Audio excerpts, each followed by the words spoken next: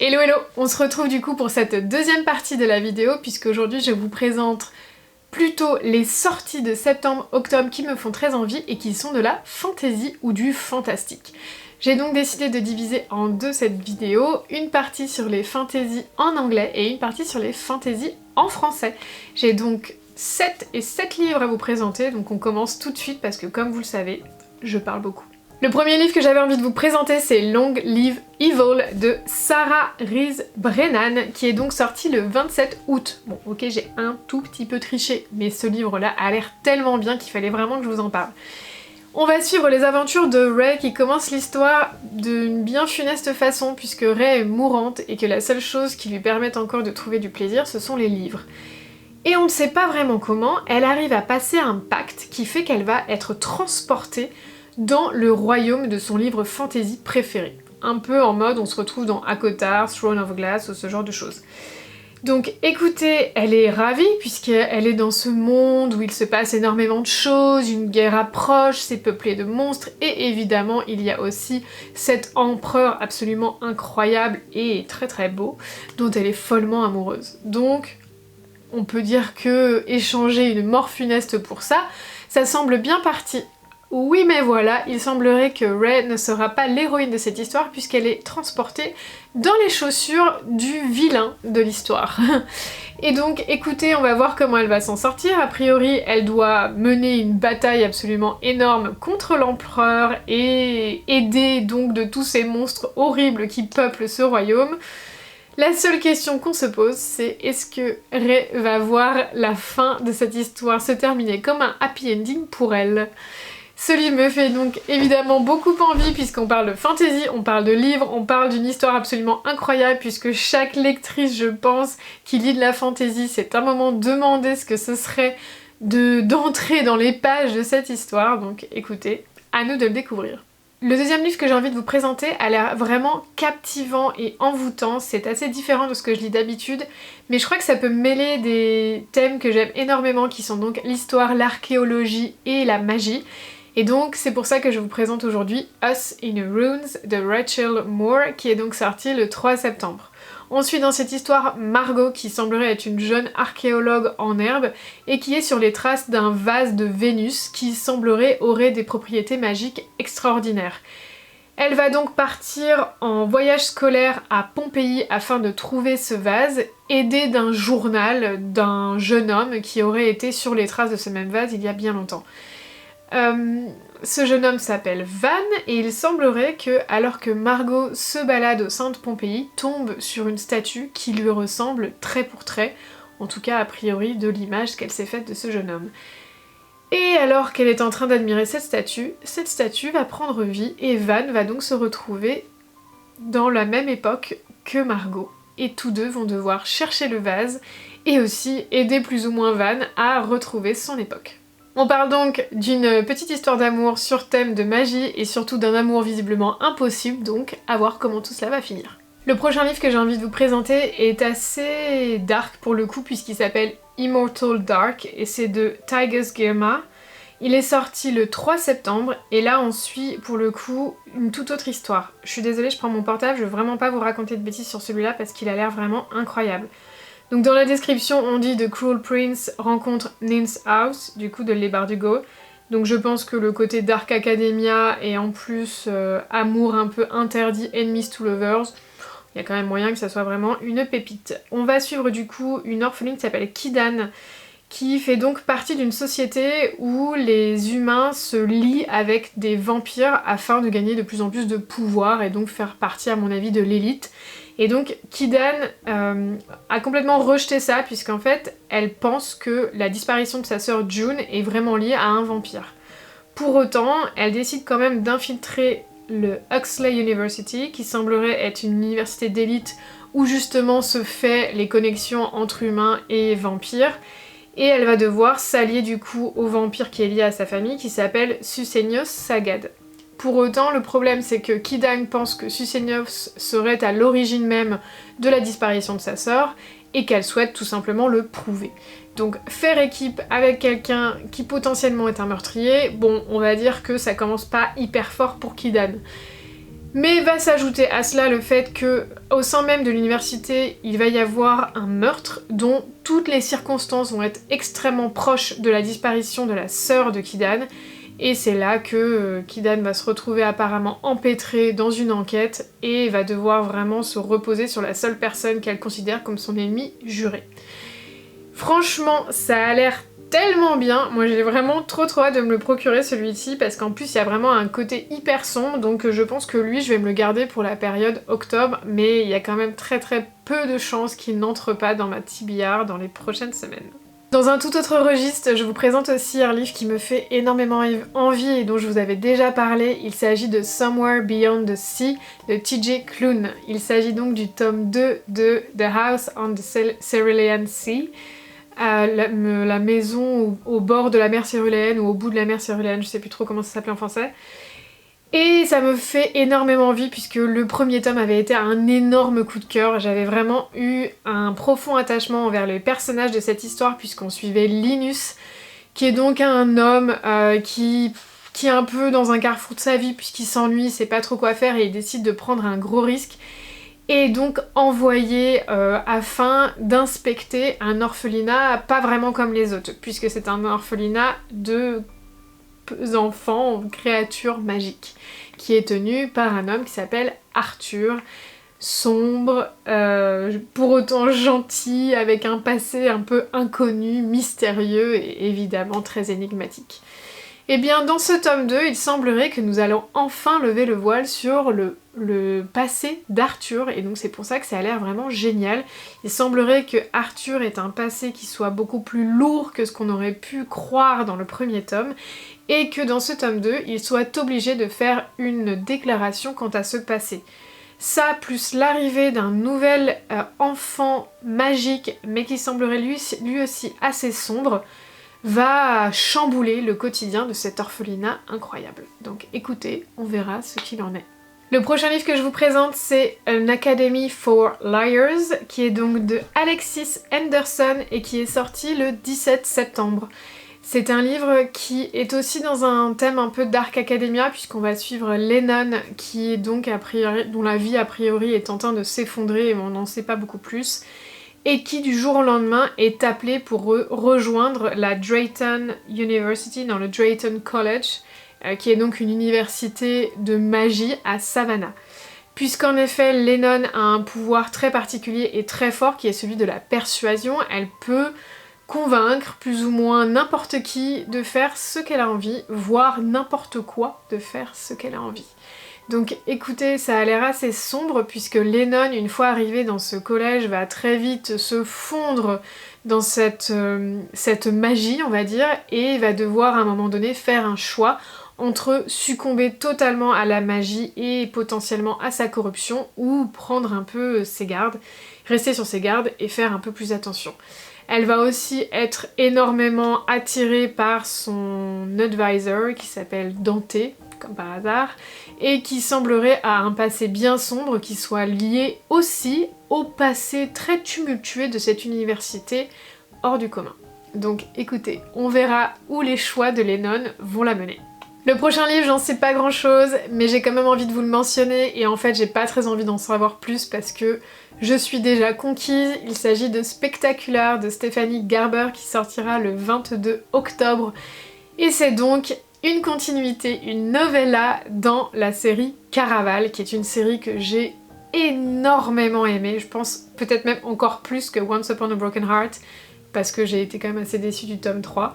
Dans Caraval, là pour le coup, je trouve que tous les tomes sont incroyables, et vraiment je suis très heureuse d'avoir une novella dans cet univers, et en plus une novella qui a priori se passe pendant les fêtes de Noël, donc écoutez, il n'en fallait pas plus pour me convaincre. On va donc suivre les personnages de Caraval, donc on va retrouver les 4 personnages, donc ça c'est plutôt une bonne chose.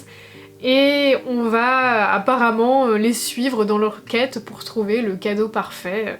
Donc écoutez, moi je suis assez conquise. Le dernier livre que j'avais envie de vous présenter, c'est Don't Let the Forest In de C.J. Drews qui sortira le 29 octobre. Parfait pour Halloween puisqu'on va suivre dans cette histoire 2 jeunes hommes qui sont extrêmement proches, qui s'appellent Andrew Perrault et Thomas Rye. Andrew a l'habitude d'écrire des contes de fées mais très horrifiques, et Thomas a l'habitude d'aider Andrew dans son écriture en dessinant finalement toutes les créatures qui peuvent sortir de l'imaginaire d'Andrew. Mais un jour, il semblerait que Thomas devienne de plus en plus distant, de plus en plus recroquevillé sur lui-même, et Andrew, s'inquiétant, décide une nuit de le suivre dans ses sorties nocturnes.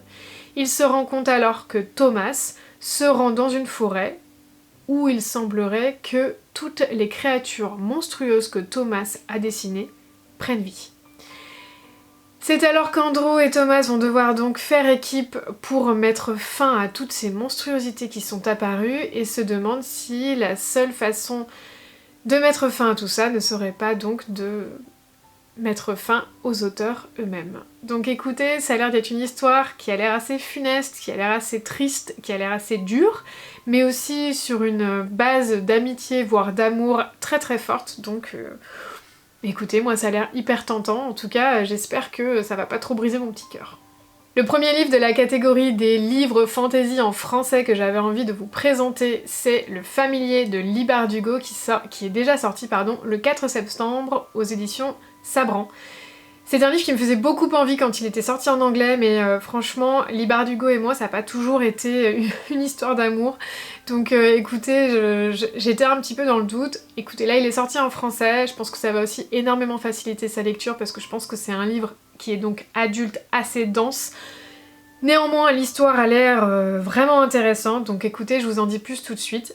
On va suivre donc dans cette histoire au XVIe siècle à Madrid Lucia, qui est donc une servante dans une maison de bonne famille, mais qui est complètement débordée, et donc pour l'aider, elle va utiliser ses pouvoirs magiques, jusqu'au jour où la personne qui l'emploie va s'en rendre compte, et va donc lui demander d'utiliser sa magie pour leur permettre finalement de gagner une place supérieure dans la société.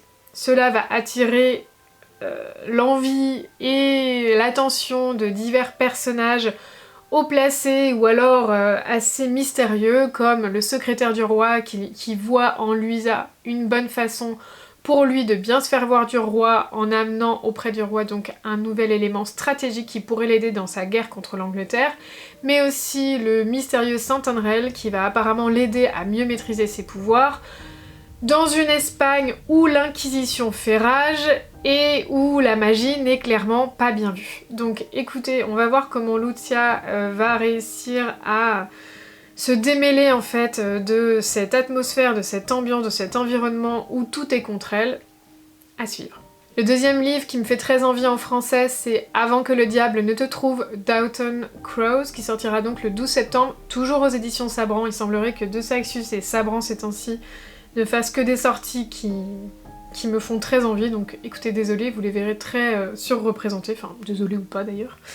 Et donc ce livre-là, ça parle donc de Catalina en 1863 qui vit dans le Wisconsin, dans une espèce de forêt, ou aux abords d'une forêt, dans une vie qui est assez misérable, et un jour, alors qu'elle se balade avec son frère, un espèce de monstre mystérieux les attaque et emporte son frère au fin fond de la forêt. Elle va donc décider, armée de son petit couteau, de suivre ce monstre et d'essayer de libérer du coup son frère des griffes de cette créature, le tout aidé par un jeune bûcheron dont elle va faire la rencontre sur le chemin. On n'en sait pas beaucoup plus, en tout cas ça a l'air d'être une ambiance assez oppressante et comment dire, assez mystérieuse et un petit peu flippante, donc écoutez, parfait pour la saison, je vous dirais.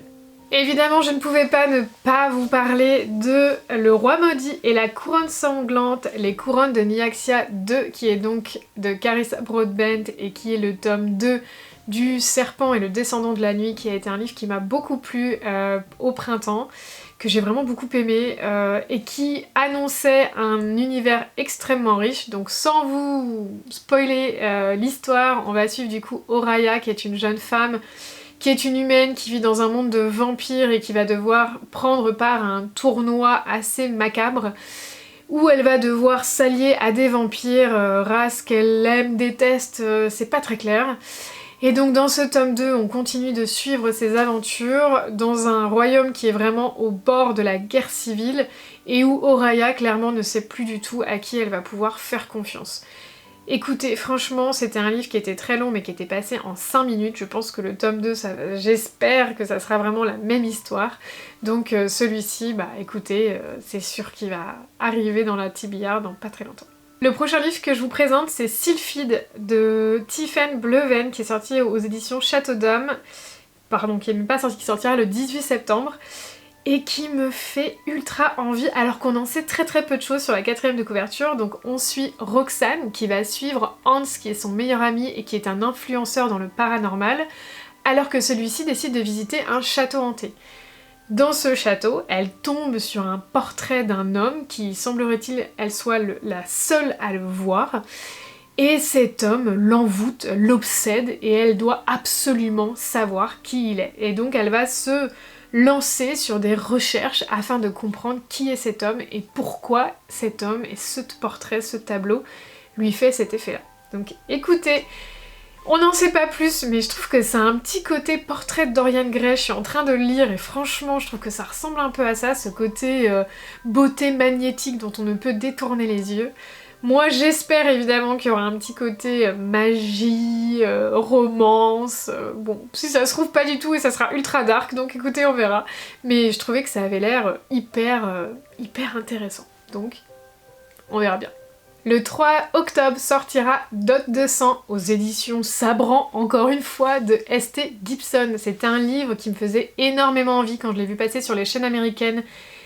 Les gens en fait qui n'arrêtaient pas de le chroniquer disaient que c'était absolument incroyable comme livre, et donc du coup je suis super contente qu'il sorte en français parce que pour le coup celui-ci je me le sentais pas trop en anglais, donc je suis joie.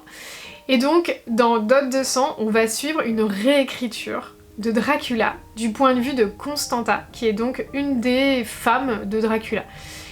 J'ai tellement hâte parce que Dracula c'est déjà une œuvre qui m'intéresse énormément, mais là de me dire qu'on va suivre le point de vue féminin et qu'on va peut-être découvrir du coup le personnage de Dracula moins sous un côté romantisé, énigmatique, bien que très sanglant, eh bien moi ça m'intéresse énormément. Je pense qu'on va peut-être découvrir un visage un peu plus narcissique, un peu plus égoïste de ce pilier de la littérature, et donc j'ai très hâte de m'y plonger. Le prochain livre dont j'avais envie de vous parler, c'est un livre qui me tient énormément à cœur puisque je l'ai déjà lu en anglais et que je l'avais adoré, et là il sort en français dans une nouvelle édition absolument magnifique. Il s'agit d'Une braise sous la cendre de Sabaa Tahir, et donc je vais me faire une joie de redécouvrir la série en français, peut-être avec vous. Dans cette histoire, nous suivons Laia, qui est donc une esclave qui fait partie des savants. Les savants ont été détrônés par les militaires, donc dans un royaume, dans un empire qui est vraiment tyrannique, brutal et sanglant. Laia, on lui a absolument tout pris, mais il lui restait son frère. Malheureusement, son frère est arrêté pour trahison, et afin de le libérer, elle va donc joindre la rébellion, qui va, elle, lui demander en contrepartie de son aide pour libérer son frère, de rejoindre l'académie militaire de l'Empire, d'où sortent tous les gens du gouvernement, de l'armée, et qui est dirigée par une directrice absolument tyrannique, dont Laia va devoir devenir l'assistante. Au sein de cette école militaire, elle va faire la rencontre d'Elias, qui lui est promu à un avenir absolument flamboyant puisqu'il est censé devenir le prochain empereur. Comme vous pouvez l'imaginer, la rencontre entre ces deux personnages que tout oppose va faire des étincelles, mais va aussi les amener à voir le monde de différentes façons.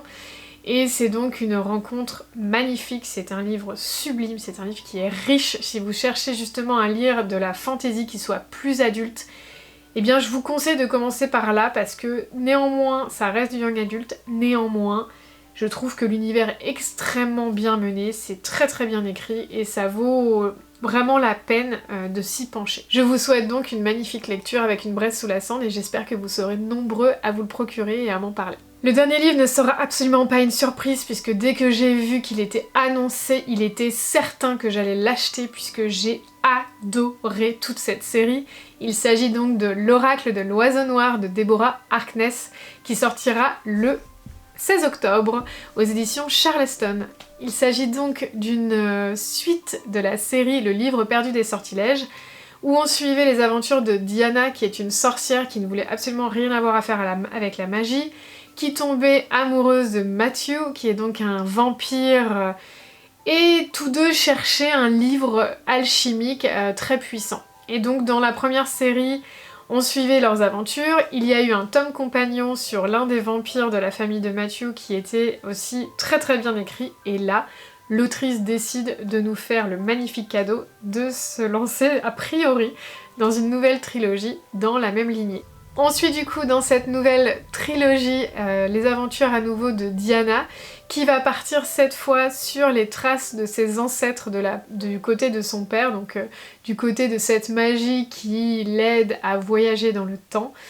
Et apparemment une ombre plane sur elle et sa famille à nouveau, en la personne évidemment de la congrégation qui s'intéresse extrêmement près à elle et ses proches. Donc écoutez, Diana va apparemment devoir faire le choix d'embrasser une bonne fois pour toutes l'immensité des pouvoirs qu'elle peut avoir, ou au contraire, eh bien, de trouver de nouvelles stratégies afin d'échapper à la congrégation.